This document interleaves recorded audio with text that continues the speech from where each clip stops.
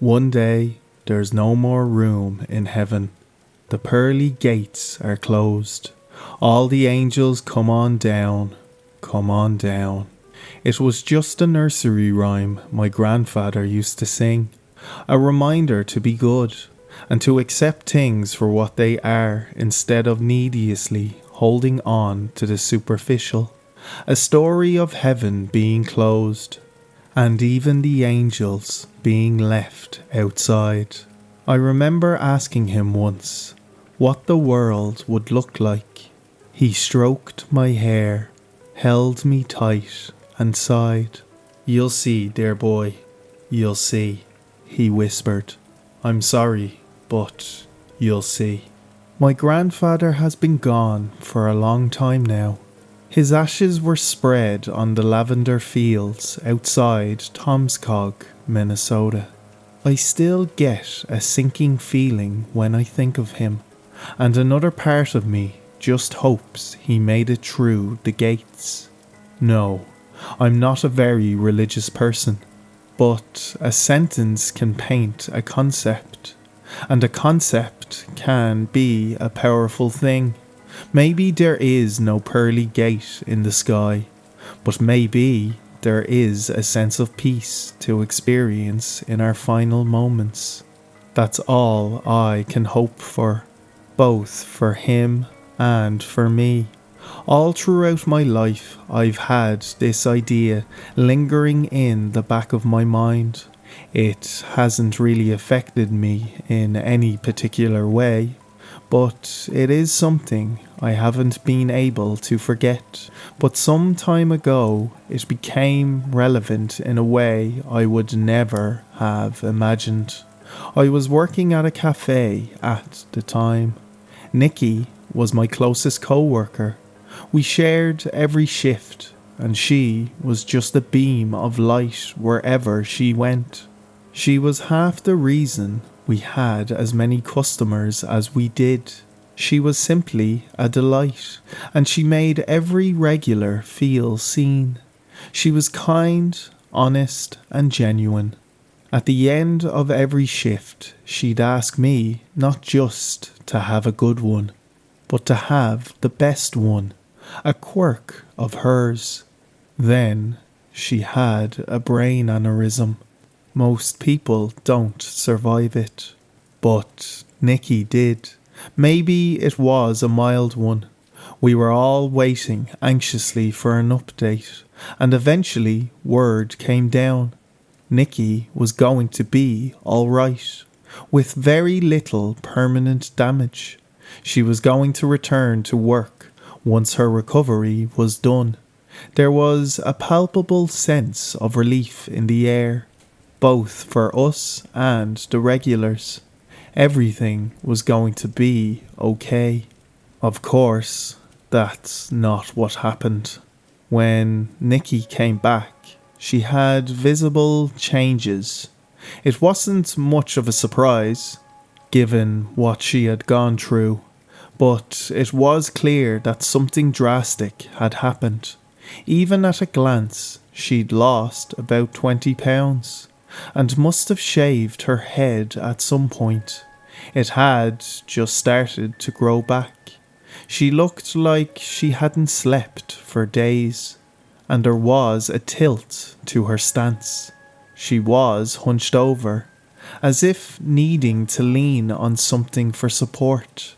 Still, it was Nikki, and we were all relieved to see her back behind the register, even if her smile was a bit crooked.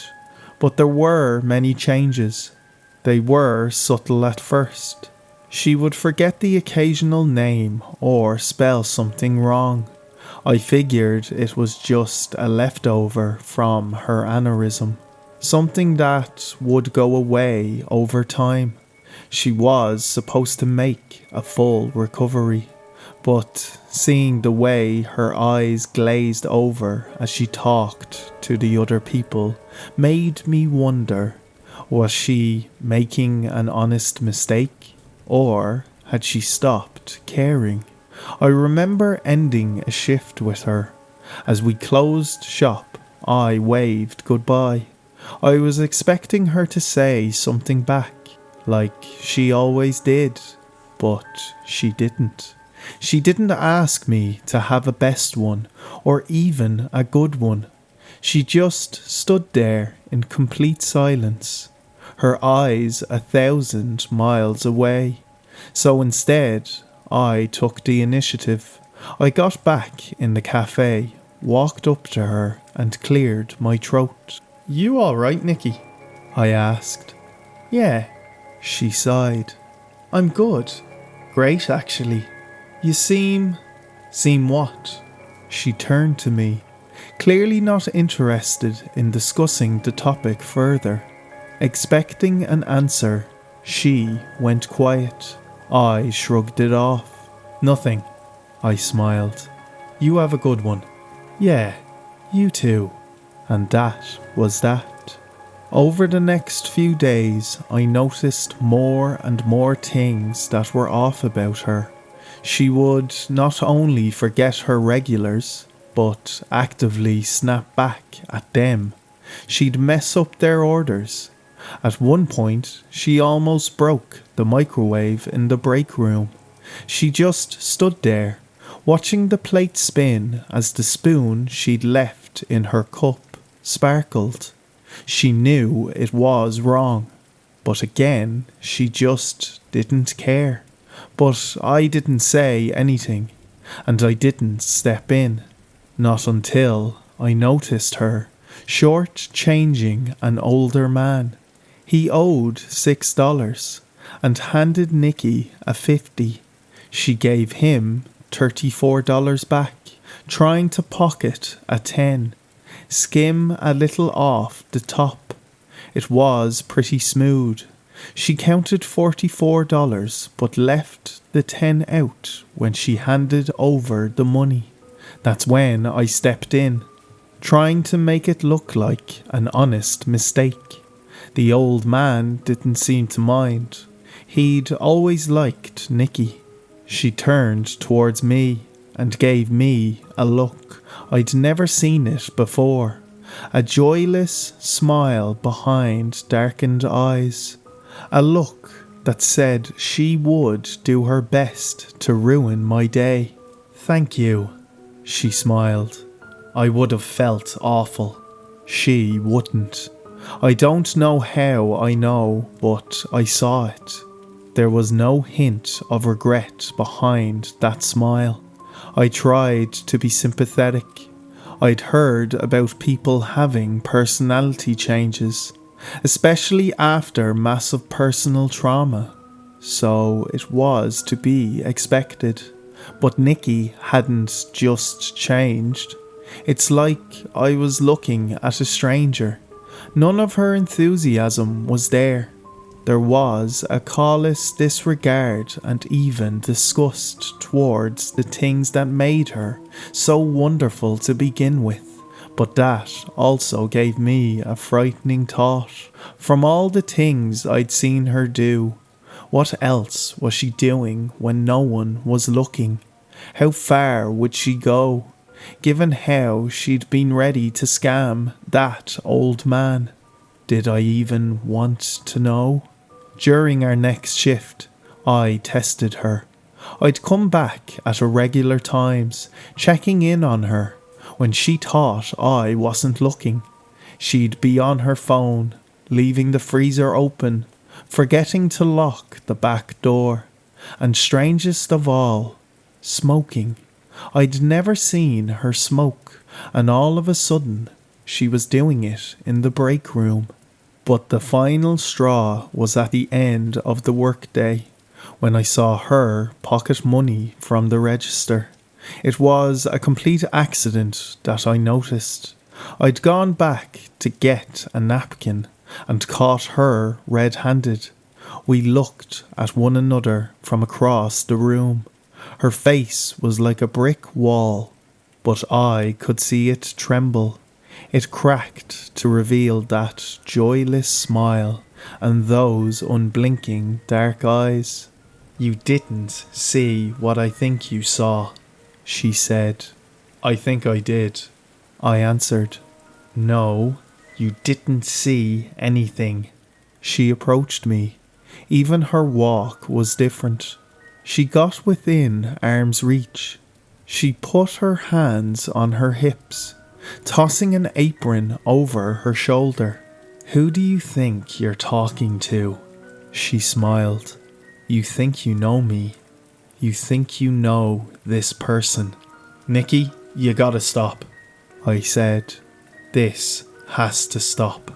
This has to do nothing. She laughed. You know why? She leaned in closer. I could hear her bite down, as if forcing her jaw shut. Her voice was spiteful, angry, like she was holding back something terrible. Because if I hear that you've said anything to anyone.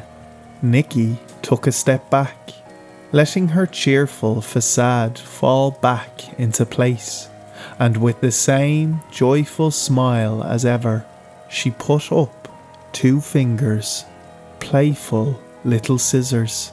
Snip, snip. I talked to my manager the next day.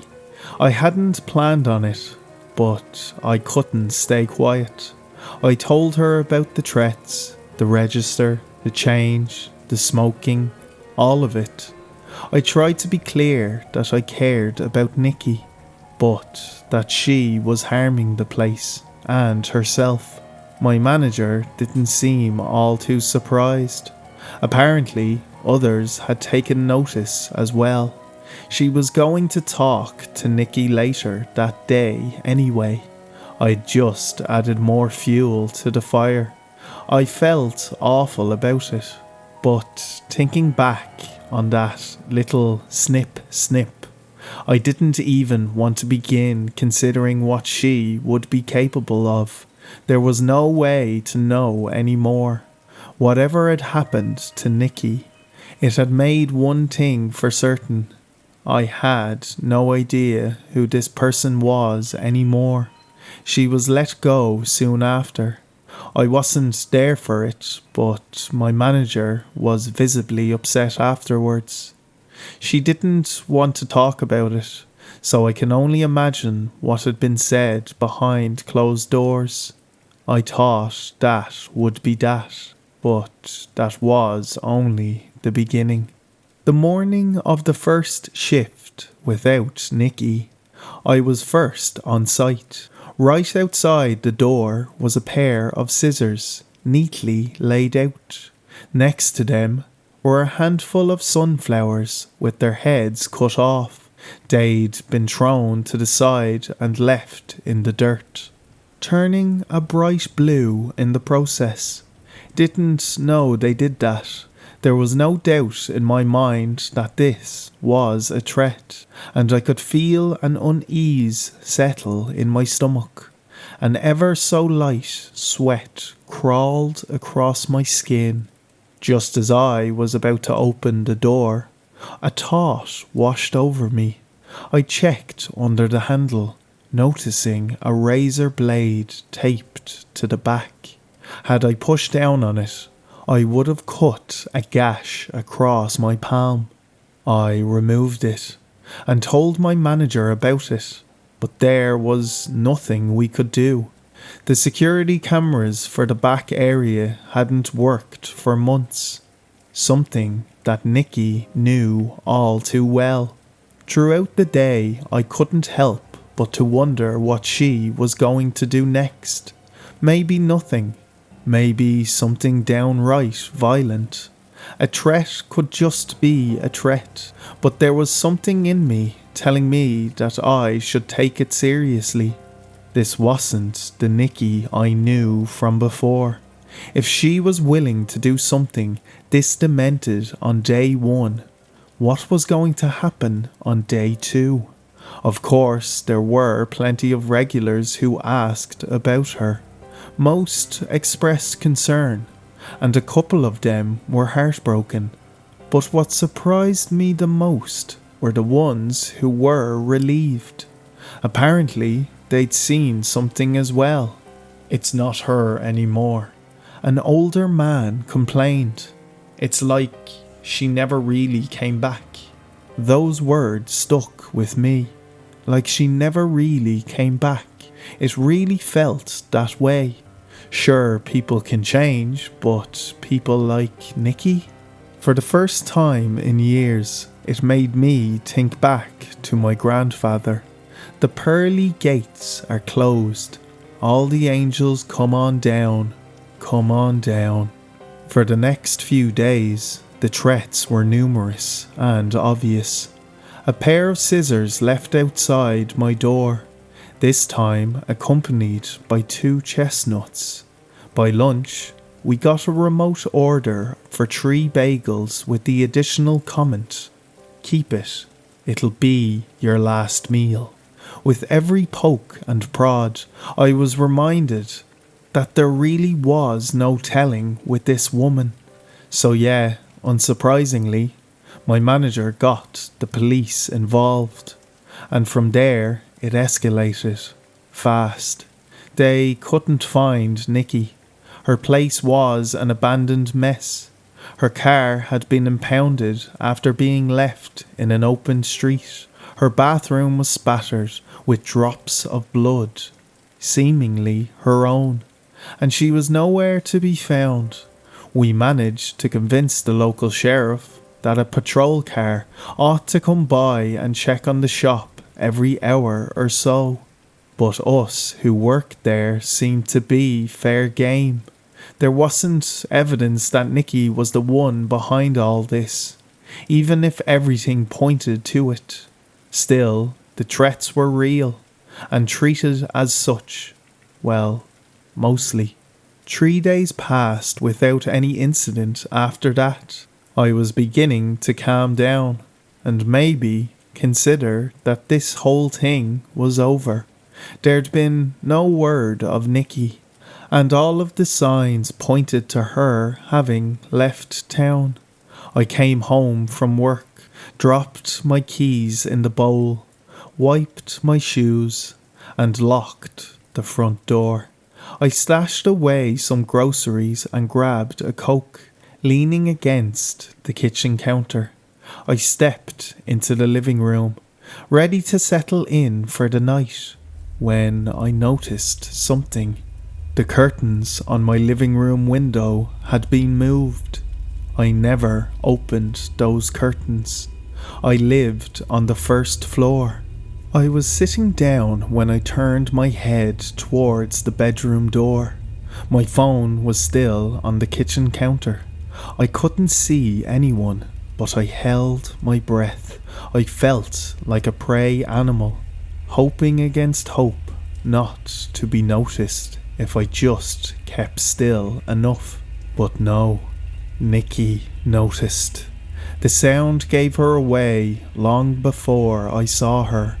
The snip, snip of a pair of household scissors, followed by the joyless, dead-eye grin peeking around the corner. I grabbed a vase from the coffee table and got to my feet. At first glance, I couldn't tell if it was Nikki. Her hair was long and straggly and came down her face. It made it hard to notice, but there was a long slit in her nose, reaching almost all the way up to her eyebrows. A couple of more nips in her ears, as well as her lips.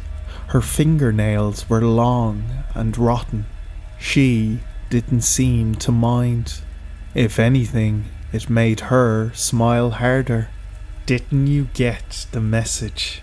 She grinned, grinding her sharp teeth, and as if to make a point, she snipped the scissors twice and advanced. It all happened so fast. She jumped over the couch, stepped on the cushions with her raw, bloody feet. She threw herself at me with complete abandon, laughing as she trembled to the floor, tearing the curtains down as she went. I instinctively threw the vase at her and went for my phone, but there was no way I'd get the chance to call for help. She was after me. Instead, I grabbed the first thing within reach, my salad knife. It struck her in the throat. Nikki recoiled, pulling out the knife. There was a spurt of blood cast across the white and sky blue kitchen tiles. She just got a bigger smile on her face as her eyes locked onto mine. "You still don't know who you're talking to." Her voice had turned to a sickening wheeze as air escaped the hole in her throat. She fumbled her way towards me as her body struggled to stay upright. She pointed the scissors at me. "You don't know." And with that, she collapsed. I grabbed my phone, stepped over her, and tapped the emergency service number. I was just about to press the call button when an immense pain exploded in my shoulder. Every nerve in the right half of my body felt like it was on fire. I dropped my phone as my fingers cramped, spinning around to see what had happened. There was a light drag coming from my shoulder. Something was stuck in it. Nikki was back on her feet, as if nothing had happened, blood still pouring out of her neck. "I'm Kelly," she said in a cheerful tone, crossing her arms behind her back. "What's your name?" "What?" That's all I had time to say before she attacked again. The scissors that had been lodged in my shoulder fell to the floor, and I ducked her attack to grab them. As I swung around, pushing myself up against the wall for momentum, I attacked her head on, digging the scissors into her left eye. For a second, she was quiet. Her breathing stopped. I could hear my own beating heart and see the pulse rushing through my hands. As a moment passed, she blinked, her right eye unhindered, her left eye pushing against the steel of the scissors. I pushed her away. She should be dead. I'd buried those scissors deep. "Now I'm Emmett," she said. "You should be more careful." A completely different accent and demeanour. She stood up straighter. She adjusted herself, wiping the blood off her cheek. It didn't help. She was bleeding profusely, which seemed to annoy her. She pulled the scissors out, giving me a confused look with her one healthy eye. "Are we killing one another?" She came at me again. I cut her with the shards of my broken vase. Then she said she was Morgan. I cut her with the broken glass from a fallen portrait, and all of a sudden she was Lillian. I don't know how many times she cut me back.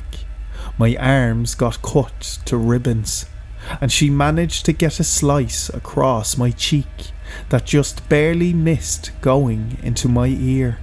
I stabbed over and over again with everything I could find, taking out her eyes, throat, heart, lungs. Her stomach looked like a knife block, and still she was coming at me. "I'm Roy," she gargled. "You're gonna love me." She seemed to literally grow. Her arms extended, her legs bending at unnatural angles, snapping to attention as her bones settled into her sockets. She ripped off the power cable from a nearby lamp, biting it loose with her sharp teeth. She wrapped the cable around her hands, ready to strangle. I was cornered in the bedroom. I tripped over a chair I kept by the bed, breaking it. An old wooden chair that pretty much came with the apartment.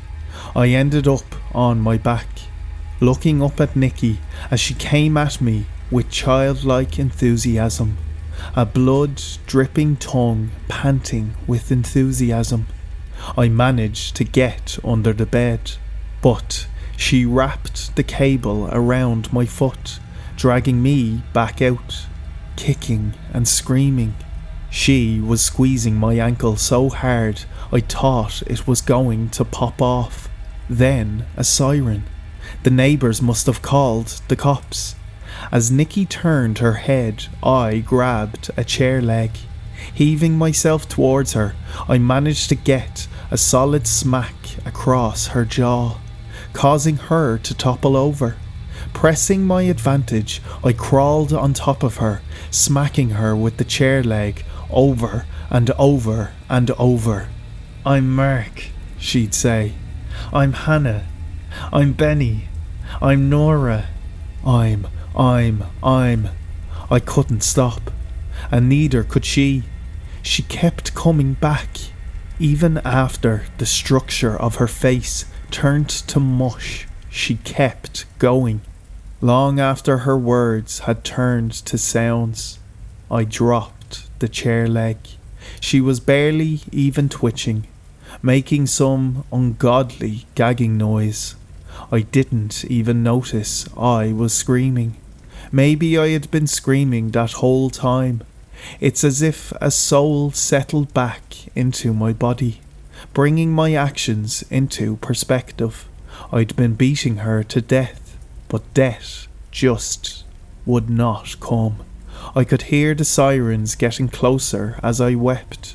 Two of her fingers carefully stroked the palm of my left hand. She opened her mouth, and with a Herculean effort, she turned her blind face towards me. "There, nothing," she gargled. "There, nothing." And so those empty eyes locked into mine. She said her final words. "Come on down." The police broke down the door and pulled me away. I barely even remember where they took me. I was so dissociated that I only remember the lights. A dark corridor, a bright ambulance, a flashlight checking my eyes, distant voices, introductions. "I'm nurse this, I'm doctor that, officer, sheriff," all asking 1,000 questions at once, and only one stood out. "Do you understand?" And no, I didn't. They ruled it as a psychotic self-defense episode brought on by harassment and mania. There were investigations, evaluations, sessions, everything. I think there was a Dr. Bogan somewhere in there. It passed in a blur. I don't think I could think straight for well over a month after the attack. It's like it uprooted something deep and disturbing within me. But over time, well, what else can you do but to live? That's what I did. Now people know me around the town as the guy who survived a home invasion brought on by some kind of stalker woman. I'm okay with that narrative. I don't want to consider what they really thought of me, what I even am, what she was. I have to stop calling her Nikki. Nikki was long gone. Maybe she never came back to begin with. The scars are still there, but they don't bother me anywhere near as much as those final words. As that eyeless face looked my way, choosing the words that I know only one person would pick. "Come on down."